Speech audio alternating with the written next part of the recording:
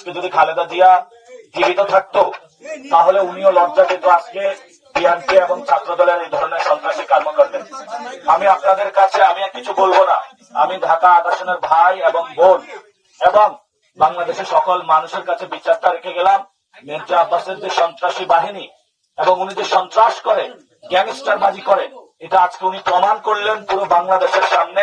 এটা বিএনপি প্রশাসন এবং বাংলাদেশের মানুষের খাতে আমি উনার বিচারের ভার ছেড়ে দিলাম। শহীদ ওসমান হাদি ভাই বলেছিল যে ওনার বিচারের কথা, আজকে যদি ওনার বিচার হতো তাহলে এই ধরনের দুঃসাহসিক কর্মকাণ্ড তারা করতে পারতো না।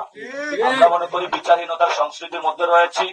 ইলেকশন কমিশন আজকে দেখছে এবং তারা উল্লাস করছে একটি দলের পক্ষে। তারা আমাদেরকে একটি খালি মাঠে ছাড়ে দিয়েছে যেখানে আমাদের কোনো নিরাপত্তা নাই।